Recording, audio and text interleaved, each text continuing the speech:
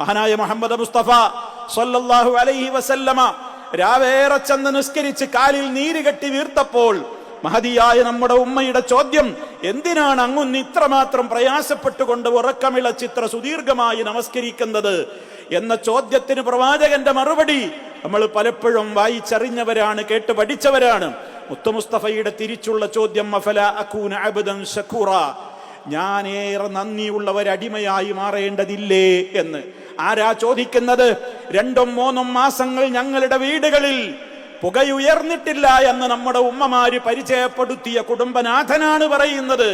അടുപ്പിൽ തീ പുകഞ്ഞിട്ടില്ല ദാരിദ്ര്യം കൊണ്ട് മുഹമ്മദ് മുസ്തഫയുടെ വീട്ടിൽ 2-3 മാസങ്ങൾ തീ പുകയാത്ത, അടുപ്പിൽ തീ പുകയാത്ത ദിനരാത്രങ്ങളെ ഞങ്ങൾ തള്ളി നീക്കിയിട്ടുണ്ട്.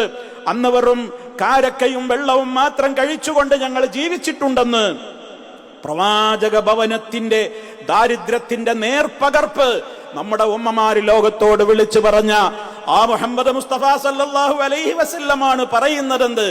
ഞാൻ എൻ്റെ റബ്ബിനോട് ഏറ്റവും നന്ദിയുള്ളവനാവണ്ടേ, അത്രത്തോളം നിഅമത്ത് എനിക്ക് അവൻ തന്നിട്ടില്ലേ എന്ന്.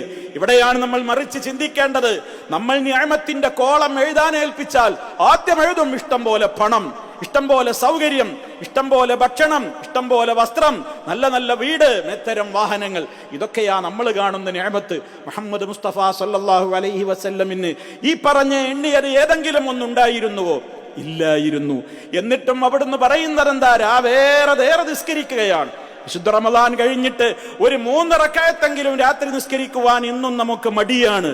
അനുഗ്രഹങ്ങളുടെ പറുദീസകളിൽ ജീവിച്ചിട്ട്, ഏറ്റവും വലിയ അനുഗ്രഹങ്ങളുടെ സൗകര്യങ്ങൾക്കിടയിൽ ജീവിച്ചിട്ട്, രാത്രിയിൽ ഇശാനിസ്കാരത്തിന്റെയും ഫജ്റിന്റെയും ഇടയ്ക്ക് ഒരു 3 റക്അത്തെങ്കിലും രാത്രി നിസ്കരിക്കുവാൻ റമദാനിന്റെ ശേഷം ഇന്ന് നമുക്ക് മടിയല്ലേ?